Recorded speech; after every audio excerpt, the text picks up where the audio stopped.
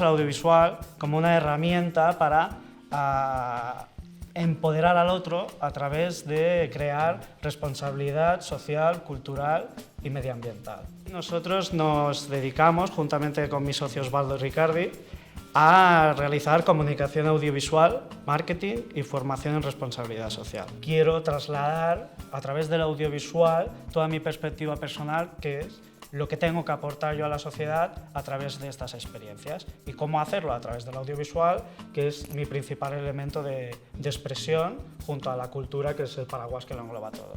Tratamos con colectivos que son colectivos en riesgo de exclusión social. Tocamos estas realidades, les damos visibilidad, porque las entidades que trabajan sobre el terreno no tienen los elementos para dar visibilidad a toda esta tarea. Nosotros lo que hacemos es responsabilidad social audiovisual.